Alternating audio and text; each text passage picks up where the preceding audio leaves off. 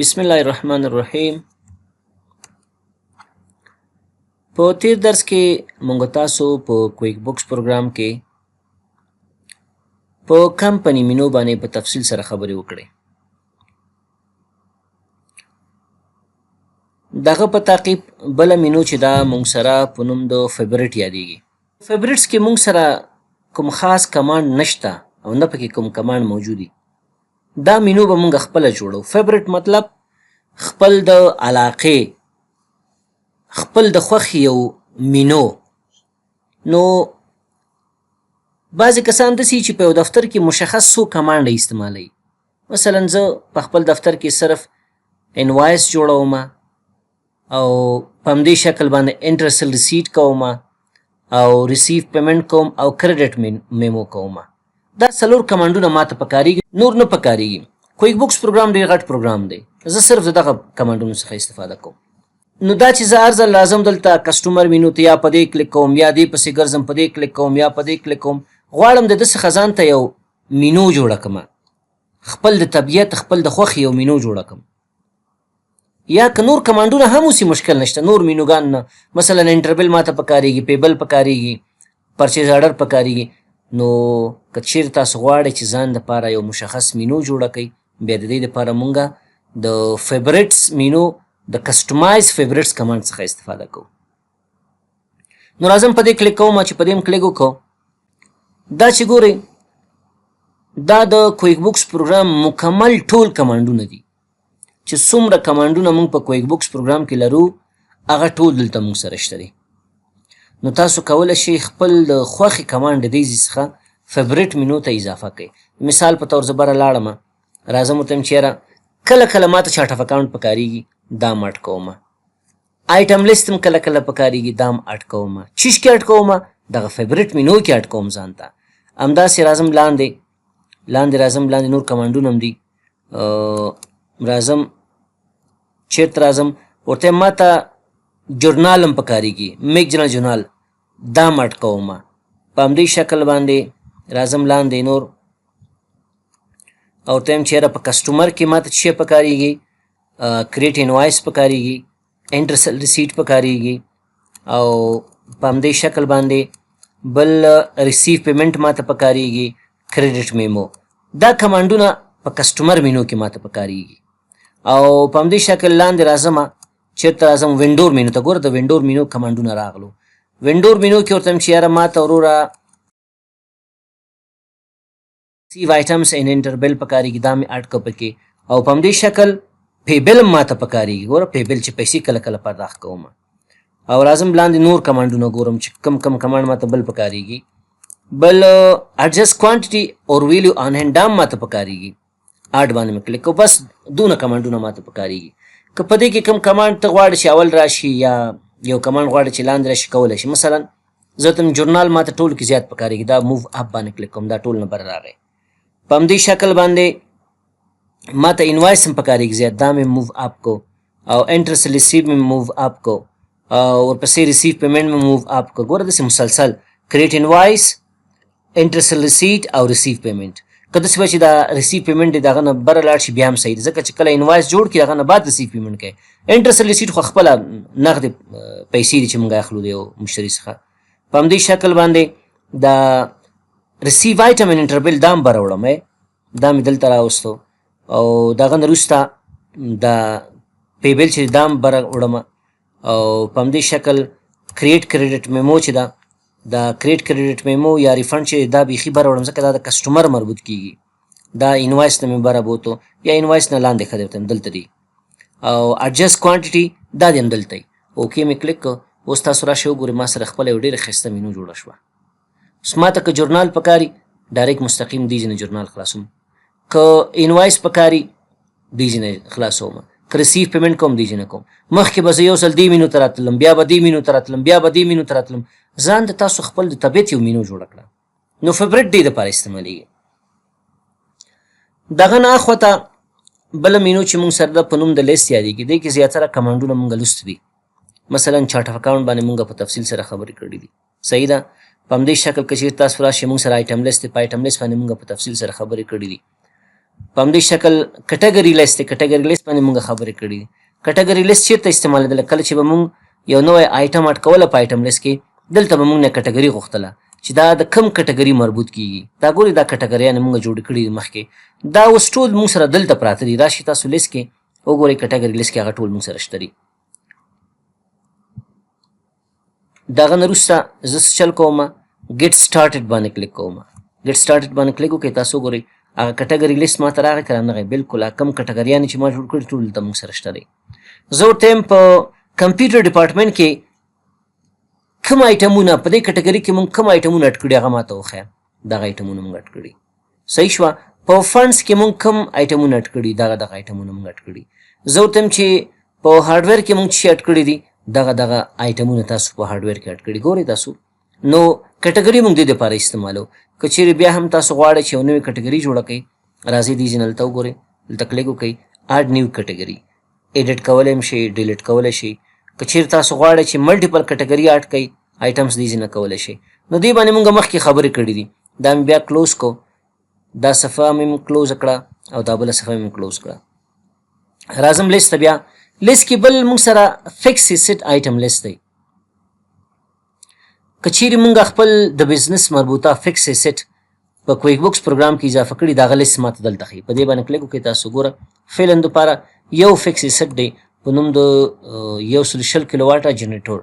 که بل تاسو اټکوئ آیټم ته راشئ، ګوره نیو باندې کلیک وکړئ. دې په باره کې موږ مخکې خبرې کړې وي.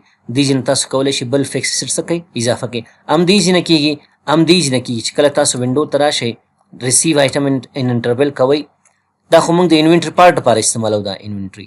خو که چیرې تاسو فکس سیټ اټ کوئ، دلته چې راغلی څه چل به وکړئ، لاړ به شئ دې ځینه به اډ نیو باندې کلیک وکړئ، دې ځینه به فکس سیټ اټ کړئ. هماغه معلومات دی. وګورئ څه تفاوت شته پکې؟ نه، هېڅ تفاوت نشته دی.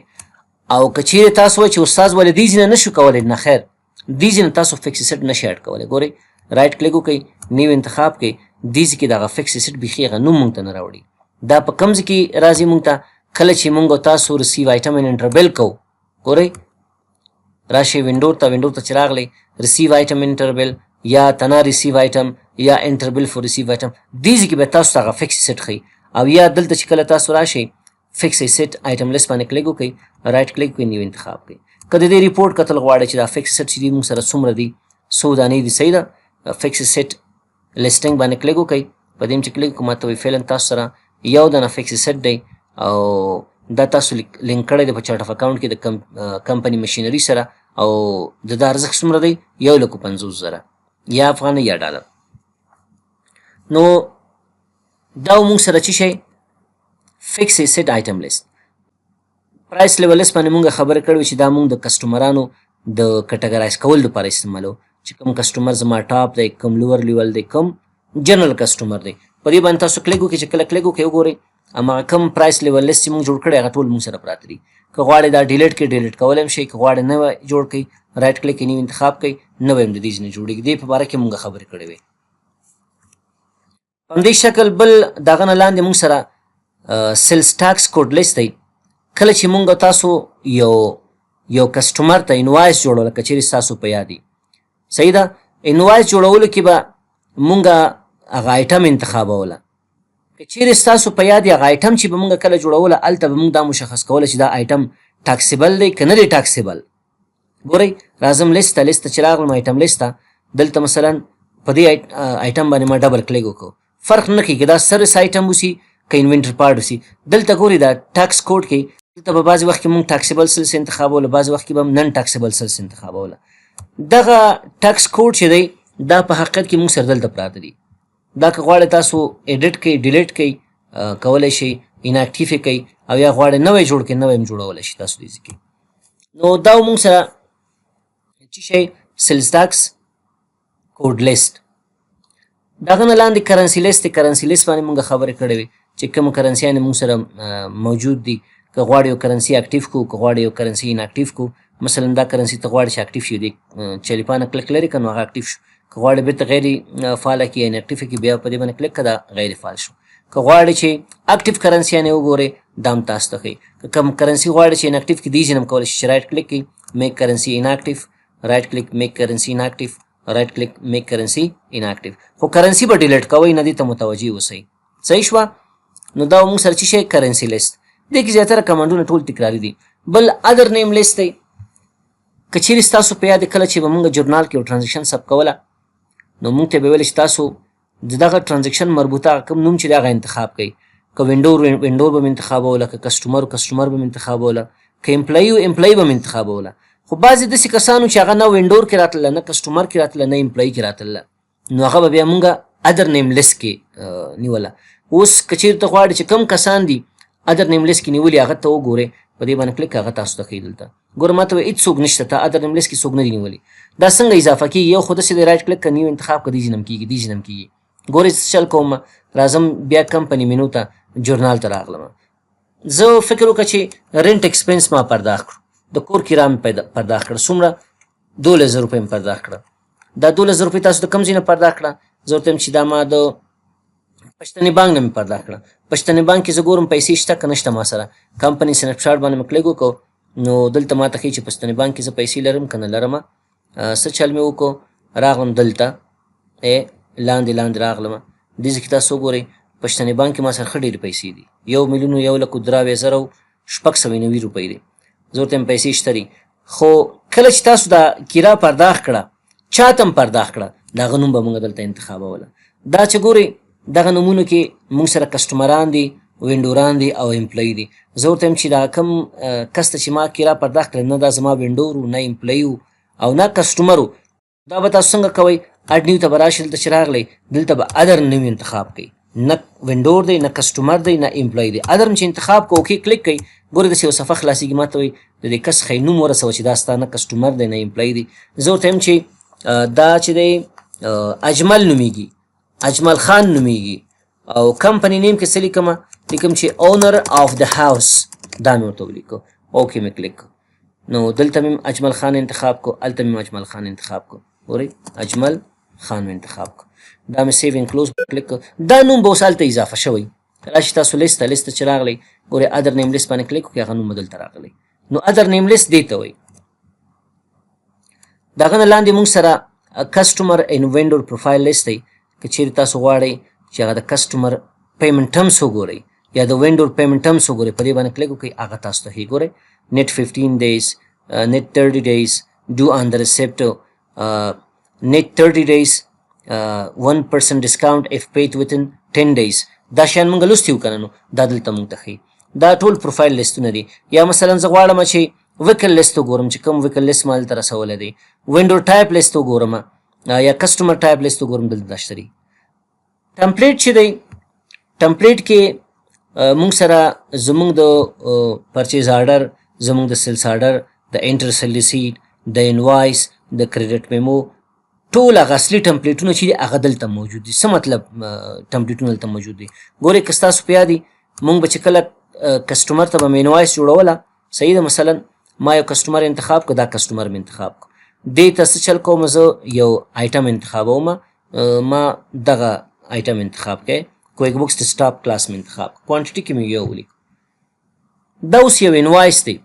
د دې هغه فارمټ کتل غواړئ، پرنټ ته راځه، پرنټ ته چې راغلی پریویو ته دا یا فارمټ دی. اوس تاسو غواړئ دې کې تغییرات راوړئ. د مثال په طور دغه شیپ ټو ادرس وګورئ، دا دلته ډېر منظم دی دې سره، خو دغه بیل ټو ادرس منظم نه دی. دا هم غواړئ تاسو دې سره منظم شي. دغه ټکس غواړئ دې سر ته راشي، لږ سره دغه د کمپني نوم بره نوم چې دی دا بولډ کړئ، دې منځ کې لوګو راوړئ. نو دا اصلي ټمپلیټ د انټیوټ کمپنۍ دی د انوایس لپاره. دا که چیرې تاسو کسټمایز کول غواړئ خپل په طبیعت باندې، یو طریقه خو دا ده چې فارمټینګ ته راشئ، دې ځای نه ګوره کسټمایز ډیټا لیاوټ دی، دې ځای نه تاسو کولی شئ دا کسټمایز کړئ. بل اصلي ځای چې دی، اصلي ځای چیرته دی؟ را به شئ لیست ته چې راغلی ټمپلیټ ته به راشئ. دلته چې راغلی ګوره انوایسونو کې موږ سره دونه فارمټونه، یو دا دی، یو دا دی، یو دا دی، یو دا دی، یو دا دی. په کریډټ میمو کې موږ سره یو فارمټ دی، په سیل ریسیټ کې یو فارمټ دی، په پرچیز آرډر کې دا یو فارمټ دی. کتل غواړئ تاسو کولی شئ دا وګورئ. مثلا ګوره دلته ما څه چلو کو، انټیوټ پروډکټ انوایس دی، بل سروس انوایس دی، بل پروفیشنل انوایس دی او بل کسټم اس او انوایس دی. په دې باندې کلیک وکړئ. چې کله کلیک وکړو که ایډیټ کول غواړئ ایډیټ کولی شئ، که په همدې شکل بل جوړول غواړئ بل هم جوړولی شئ، که غواړئ چې ویې ګورئ ډبل کلیک پې وکړئ. ډبل کلیک هم چې وکړو دا یې فارمټ دی. دا ګور دا یو فارمټ شو. زه دا بل فارمټ کتل غواړم. ګورئ دا پروفیشنل انوایس دی انټیوټ، دې باندې مې کلیک دا فارمټ دی. نو زه څه چل کوم دا بل ګورم چې کوم یو ښه دی. مثلا ما څه چل وکړو دې باندې مې ډبل کلیک وکړو، دا بل فارمټ دی. دا کوم چې موږ ته دلته ښیي ګورئ دلته راغلم فیوریټ ته کریټ انوایس باندې ما کلیک وکړو. زه چې کله اوس انوایس جوړوم د دې نوم څه شی دی؟ د دې نوم څه دی؟ د دې نوم انټیوټ پروډکټ انوایس دی. نو اوس که چیرې دا کسټمایز کول غواړئ تاسو را به شي دلته ګوره انټیوټ پروډکټ انوایس دقه دی. په دې ډبل کلیک وکړئ دا اوس کسټمایز کوئ. څنګه کسټمایز کوئ؟ زه ته یم چېرې دغه فارمټ یې نه دی، دا لږ باید دې خوا ته راشي، دا د لیکلو سټایل هم باید چینج شي. نو یو خو دلته عموم کې تاسو چینجز راوستلی شئ. مثلا زه غواړم چې د دې دغه رنګ بدل کړم. سلیکټ کلر سکیم دلته راشه، زه ته یم چې دا ګرې کا ګرې چې د انتخاب کو اپلای کلر سکیم باندې کلیک وکړو ګوره ګرې شو. زه ته یم چې نه یار دا دی څه رقم شي، دا دی بلوی، اپلای کلر سکیم باندې کلیک کړه دا بلو راغی. دا لږ زره ښه دی زما په نظر باندې. که غواړئ چې تاسو په دغه انوایس کې چینج فونډ فار ټایټل کمپنی نیم کمپنی ادرس، که غواړئ د دغه انوایس ټایټل نه دی د دې فونډ چینج کې، د کمپنی نیم هغه فونډ چینج کې، دا به دې نه کولی شي. مثلا څنګه زه غواړم د دې انوایس ټایټل چینج کړم، په دې باندې مې کلیک کړو راشي چینج فونډ ته چې راغلی دغه نه وروسته څه رقم غواړئ زه ورته یم چېرې ټکسټ دغه فارمټ کې بولډ دی او سایز یې ټکسټ څومره دونه دی. صحیح شو. اوکې مې کلیک کړ ګورئ هغه چینج شو که چینج نه شو؟ بلکل چینج شو. بیا راغلم بیرته ورته یم چېرې دا فارمټ ښایسته نه دی، څه چل کوم بیرته دغه ایریل مې ورته واغېستو او اندازه مې 18 کړه. اوکې کلیک کړه اوس وګورئ بیرته چینج شو. نو په دې شکل تاسو کولی شئ مختلف ځایونو کې ډیټا چینج کړئ. ګور نومونه لري دلته موږ سره، یا ټوټل لیبل چې دا ګوره دا ټوټل دی، دا ټوټل لیبل زه چینج کول غواړم. چینج فونټ ته راشئ دیز کې څه چلو کوته اندازه یې 20 کا. اوکې کلیک کړه ګوره اندازه یې غټه شوه که نه؟ بلکل. بل دې صفحه کې کمپنی نیم شته دی، که دا نه غواړئ کلیک ته لرې که کمپنی نیم به څه شي ختم به شي. وګورئ هغه کمپنی نیم دې ځینې ختم شو. زه ورته یم چې نه دا دی هغه د کمپنی نوم بیرته راغی. په همدې شکل نور معلومات کوم چې تاسو غواړئ اوس یې کلیک کړئ، چې نه یې غواړئ کلیک ته لرې کړئ. د هغه نه وروسته به تاسو اپډیټ انفارمیشن باندې کلیک کوئ. بل ایډیشنل کسټمایزیشن دی. ایډیشنل کسټمایزیشن کې کله چې تاسو غواړئ ایډیشنل کسټمایزیشن وکړئ په دې اصلي کې تاسو ته کویک بوکس اجازه نه راکوي. تاسو ته وایي تاسو به داسې چل وکړئ د دغه انوایس فارمټ یو کاپي به جوړه کړئ، په هغې کې به تغیرات راوړئ. زه ته یم صحیح ده میک کاپي باندې کلیک وکړه، دا د یو کاپي جوړه شوه. د چا په نامه باندې ګورئ کاپي اف انټیوټ پروډکټ انوایس، دا موږ سره جوړه شوه. دلته به راشئ څه شی چینج کول غواړئ. او دلته تاسو وګورئ یو موږ سره هیډر دی، بل موږ سره کالم دی، په همدې شکل نور بخشونه فوټر او پرنټ نور شیان هم شته پکې. زه راځم هیډر ته. هیډر کې ګورئ اول ډیفالټ ټایټل دی، دغه ټایټل انوایس شته که نشته؟ زه ورته دا په سکرین کې ماته مخ یا صحیح شو. کنټینیو باندې مې کلیک وکړو او په پرنټ کې د ماته نه وي، کنټینیو باندې مې کلیک وکړو. وګوره انوایس ختم شو که ختم نه شو؟ ورته نه یي دی، دا څوک خو دا کار نه کوي. ورته دا دی. په همدې شکل ډیټ دی، ګوره ډیټ شته هلته که نشته؟ انوایس نمبر شته که نشته؟ که تاسو غواړئ چې دا لرې شي لرې کوئ. که چینج کول غواړئ مثلا زه دلته لیکم چې د ډیټ په ځای غواړم لیکم چې ولیکم انوایس ډیټ، د ډیټ په ځای باندې انوایس ډیټ غواړم ولیکم. ګورئ کله چې تاسو بر یو بل ځای کې کلیک وکړئ دغه به څه چلو شي، دغه ډیټ چې دی دا به انوایس ډیټ ته بدل شي. ګورئ کنټینیو باندې کلیک وکړئ انوایس ډیټ شو. دا وګوره انوایس ډیټ شو که نه شو؟ بلکل انوایس ډیټ شو. په همدې شکل دا نور کې هم تاسو تغییرات راوستلی شي. بعض شیان چې ستاسو خوښ نه دي هغه ترې لرې کړئ. مثلا ریپرزنټیټیف نوم ماته نه دی پکار او دې کې د هغه دپاره ځای شته دی، زه غواړم چې دا دې نه وي، نو دې نه کلیک لرې کړو. ورته نه په پرنټ کې ماته وښیده او نه په سکرین کې راته وښیه، دواړو نه مې کلیک لرې کړو. صحیح شو. په همدې شکل نور موضوعات. کالمونو کې بعضې کالمونه تاسو نه غواړئ. مثلا ګور اول کوانټیټي کالم دی، بیا آیټم دی، بیا ډسکرپشن دی، بیا یونټ اف میزرمنټ دی، بیا پرایس ایچ دی. زه غواړم دا یونټ اف میزرمنټ کالم نه اوسي. دلته وګوره یونټ اف میزرمنټ کالم دی، ورته هم په پرنټ کې دې هم نه وي وروره کنټینیو، او په هغه کې سکرین کې دې هم نه وي. ګورې کالم بیخي دې ځینې ختم شو که نه شو؟ بلکل ختم شو. نه ورته هم وي دی، دا مې هم کلیک کړو، دا مې هم کلیک کړو. بله خبر دا ده که چیرې تاسو غواړئ چې د آرډر چینج کړئ، څنګه آرډر چینج کړم؟ مثلا موږ سره اول آیټم کوډ دی، بیا ډسکرپشن دی، بیا کوانټیټي ده، بیا پرایس ایچ دی. ګورې دلته نمبرونه ورکړي چې دا اول کې دی، دا دویم کې دی، دا دریم کې، دا څلورم کې، دا پنځم کې دی. د مثال په طور باندې آیټم کوډ راغی، صحیح شو، ډسکرپشن راغی. د هغه نه وروسته زه کوانټیټي نه غواړم، پرایس ایچ غواړم، بیا کوانټیټي غواړم. پرایس ایچ په کم کالم کې ما سره پروت دی؟ پرایس ایچ په څلورم کې دی، او کوانټیټي په څویم کې ده؟ کوانټیټي ما سره په دریم کې ده. زه غواړم چې دا څه شي؟ دا دریم شي. نو دا پاکه دلته درې ولیکه، نو بره چې کله لاړ شي هغه بل به څلور شي، دا به درې شي. اوس وګوره آیټم کوډ، ډسکرپشن، کوانټیټي، پرایس ایچ. اوس بیا هم ګوره پرایس ایچ په دریم کې دلته دی، خو هلته ماته همداسې ښیي، خو چې کله زه اوکې کلیک کړم بیا لاړ شم، دا به په څویم ته راغلی؟ دا به دریم ته راغلی. په همدې شکل نور هم چینج کولی شئ. نو که غواړئ چې نومونه چینج کړي، نومونه هم چینج کولی شئ. مثلا دلته لیکلي آیټم کوډ، زه صرف لیکم چې آیټم نیم، کوډ په ځای د څه راشي؟ نیم دی راشي. اوکې کلیک کړئ، اوکې هم چې کله کلیک وکړو کنټینیو باندې کلیک کړئ، اوس تاسو وګورئ دا شیان چینج شو که نه. دلته آیټم نیم راغی، دلته ډسکرپشن راغی، بیا کوانټیټي ده، بیا پرایس ایچ دی. که بیا هم چینج شوی نه، کله کله نه چینج کېږي، چې مکمل دا اوکې کې بیا راشي بیا چینج شوی، نو دا نمبر یې تاسو مخکې وروسته کولی شي تر څو دا چینج شي. دلته بله خبره د دې ده، که اوس تاسو غواړئ چې دغه دې خوا ته راوړئ، دا بیا د دې ځای نه کېږي. دې دپاره به تاسو چېرته راځئ؟ لیاوټ ډیزاینر ته به راشئ. لیاوټ ډیزاینر ته چې راغلی ګوره داسې صفحه ماته خلاصېږي. نو دغه بلډ ټو ادرس زه غواړم چې دا ټول داسې سلیکټ کړم او دا چېرته بوځم ته دا دې سره داسې الاین کا. اوس وګوره الاین شو، لکه دا چې څنګه الاین دی. صحیح ده؟ بالکل. دا مهمه نه، دا شین هغه چې دی داسې ناغ ښیي دلته. او که فونټ چینج کول غواړم، مثلا دا بلډ ټو نه دی، دا غواړم چې لږ ذره بولډ اوسي، یا مثلا فارمټ یې بدل کړمه، پراپرټیز ته راشي، پراپرټیز ته چې راغلی ورته یم چې یاره د فونټ زه چینج کول غواړم، څه رقم غواړئ؟ دا ورته یم بولډ کړه، ماته اندازه یم لس کړه. اوکې کلیک کړه، اوکې اوس وګوره بولډ شو، اندازه یم لس شوه. په همدې شکل دغه ټکس چې دی بل سره متفاوته دی، لږ زره ځای ګډوډ دی. دا هم ورته یم چې یاره داسې چل وکړه، دې سر ته راوړه، او دغه بر ادرس نه دی دا هم څه که سر ته راوړه. دا د کمپنۍ نیم چې دی ډېر ساده دی، دا هم زه ورته یم چې دا بولډ کړه ته، او لږ زره سایز یې څه کړه زیات کړه، ورته بولډ او سایز مې ورته لس واغسته. اوکې مې کلیک کړه، اوکې اوس تاسو وګورئ چینج شو که نه؟ بالکل چینج شو. په همدې شکل د نور شیانو کې تاسو چینجز راوستلی شئ. دا د انوایس ځای چې دی ګوره بیخي ګډوډ دی، دا لږ دې خوا ته راوړم او دا ټکسټ باکس یې ورته وړکی کوم، او لیکل غواړم سنټر ته راشي، بیا پراپرټیز ته راځم، ورته یم هورزنټل یم سنټر ته راوړه، ورټیکل یم سنټر ته راوړه. اوکې کلیک یې ګوره اوس سنټر ته راغی. نو په دې شکل تاسو د هر ځای کې تغییرات راوستلی شئ. د هغه نه وروسته چې ستاسو تغییرات اوکې شو، بیا به اوکې باندې کلیک کړئ، اوکې هم چې کلیک وګورئ هغه چینج دلته راغلو، تطبیق شو. که دلته غواړئ لوګو راوړئ، لوګو دپاره به دا بیا اوکې کلیک کړئ، دلته ګوره یوز لوګو باندې به کلیک وکړئ. لوګو ستاسو چېرته ده چې په هر ځای کې ستاسو لوګو موجود وي هغه به سلیکټ کړئ. مثلا زه راځم ګورم چې ما سره دلته لوګو شته که نشته ده. دلته راغلم، دې ځای کې زما په خیال باندې چې ما سره لوګو نشته ده. ډاکومنټ کې ګورم چې ما سره لوګو شته که نه ډاکومنټ کې. نو دلته راغلم لوګو نشته، نو که چیرې لوګو د سره هغه انتخاب کړه هغه به دلته راشي. نو په دې شکل تاسو کولی شئ خپل د کویک بوکس پروګرام انوایسونه، کریډټ میمو، کم فارم چې دی، پرچیز آرډر، اسټیمیټ، دا ټول څه کوي؟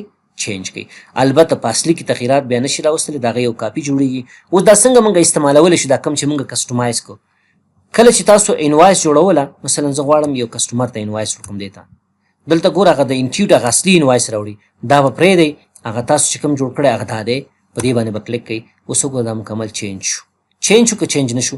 که ستاسو په یاد یې هغه هلته پرایس ایچ کالم چینج کړی نو، مګر همدلته چینج دی. ګوره هلته یې موږ ته ښودله همداسې، خو دلته چینج شوی دی. اول یې کوانټیټي ښودله، بیا پرایس ایچ و، خو دلته ماته پرایس ایچ مخکې ښیي. نو اوس ګوره تاسو پریویو ته وګورئ، کوم سیټنګ چې موږ کړی په هماغه شکل به دا چینج شوی. نو دا و موږ سره چې شی ټمپلیټ، یعنې ټمپلیټ موږ په دې شکل باندې ایډیټ او کسټمایز کولی شو. دغه نه لاندې بل موږ سره چې دی میمورایز ټرانزیکشن لیست کمانډ دی. کم ټرانزیکشنونه چې موږ میمورایز کړي اوسي د جورنال د تاریخ نه، هغه دلته ماته ښیي. ګورو په دې کلیک وکړئ، اوس زما په خیال شی نشته پکې. نو زه څه چل کوم، راځم بیا کمپنۍ مینو ته، میک جورنال انټریز ته، یو ټرانزیکشن میمورایز کوم. څنګه ټرانزیکشن میمورایز کوم؟ د مثال په طور باندې زه هره میاشت د انټرنیټ هغه فیس چې دی هغه پرداخت کوم، غواړم کویک بوکس دغه ټرانزیکشن خپله ریکارډ کړي یو مشخص تاریخ باندې.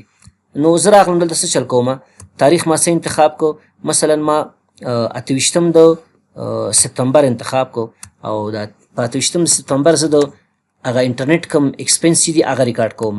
هره میاشت ما باندې 10,000 روپۍ د انټرنیټ مصرف راځي، او دا زه پرداخت کوم د پښتني بانک نه. نو اوس زه غواړم چې دغه ټرانزیکشن میمورایز شي، کمپیوټر کویک بوکس پروګرام یې ځان سره وساتي دا ټرانزیکشن، او په همدې شکل ټرانزیکشن هره میاشت کې یو دفعه ریکارډ کړي. نو اول زه چل کوم دا زه سیف کوم، سیف باندې مې کلیک، دا سیف شو. که اوس یې میمورایز کړئ دې باندې به کلیک کړئ، میمورایز ته به راشئ. میمورایز ته چې راغلی څه نوم ورته ورکړئ؟ زه ورته وایم چې انټرنیټ ایکسپنس، یا لیکم منتلی انټرنیټ ایکسپنس. نو دغه نه وروسته راځم په دې اپشن باندې کلیک کوم، اټومیټ ټرانزیکشن انټري، او هاو آفن کې څه چل کوم؟ منتلی انتخابوم، ورته چې هره میاشت په کم تاریخ باندې؟ په 28م تاریخ باندې دغه ټرانزیکشن به ته څه کوې؟ اټومیټ کوې، دا به ریکارډ کوې کویک بوکس پروګرام کې. نمبر ریمیننګ، اوس ما سره کومه میاشت ده؟ مثلا 9مه میاشت ده. زه ورته وایم چې یاره نیکسټ ډیټ کې چې اخلمه؟ نیکسټ ډیټ کې 10م تاریخ اخلم. ورته وایم چې یو ټرانزیکشن خو ما ریکارډ کو، نیکسټ ټرانزیکشن دا به ریکارډ کوئ تاسو په دغه تاریخ باندې. نمبر ریمیننګ کې بس چلو کې تاسو 10 11 12 3 ولیکئ، یعنې 3 دانې ټرانزیکشن به تاسو اټومیټیکلی څه کوئ؟ ریکارډ کوئ، کویک بوکس پروګرام ته زه وایم. او ډیس ان اډوانس کې به 0 ولیکئ، په دې معنی فکس کوم تاریخ چې ما تاسو ته ښودلی دی په همدغه تاریخ به دا ټرانزیکشن ته ریکارډ کړئ. کلیک وکړه، ګورئ سیو ان کلوز باندې کلیک کړه، دا ټرانزیکشن دلته اټومیټیکلی راغی. چېرته راغی؟ لیست کې، میمورایز ټرانزیکشن لیست کې.